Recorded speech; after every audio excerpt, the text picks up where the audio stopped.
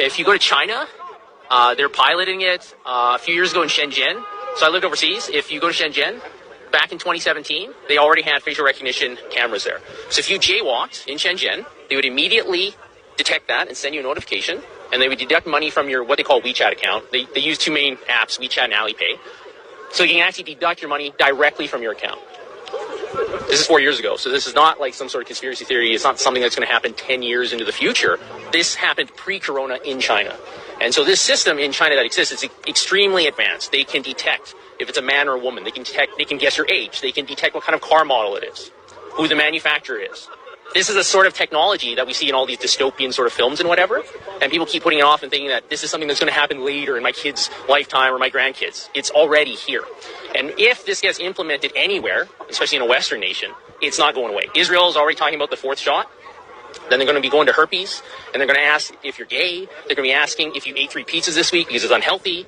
If you buy certain books from certain countries, your country doesn't like you. You'll lose points in the social credit score system. So this is already the reality of the world in certain places, and we need to be aware of that if we don't want that or if we do. And to be perfectly honest, anybody who wants this vaccine passport, it's a misnomer. It's total control. Everything you do or don't do will be calculated. To the point where if they can detect your GPS signal, if you have a phone on you, they can detect who you're hanging out with. Oh, you're hanging out with somebody that said something bad 9 years ago on Weibo, okay, like a Chinese equivalent to Facebook or something like that, right? Oh, you lose 2 points. Oh, you bought Japanese books, you lose 5 points because you don't like Japan. This is what is going to come here because it's already there.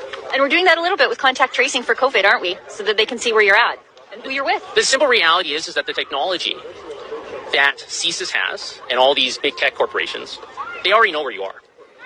It's just that they don't want to shock the system too much and admit that they have it. Edward Snowden revealed all this back in 2013. He fled to Hong Kong. They wouldn't keep him there, so now he's in Russia. Yeah. But the NSA has all of your information. They know your Google searches from like February 9th, 2004 in a bunker in Colorado. Help me, Rhonda.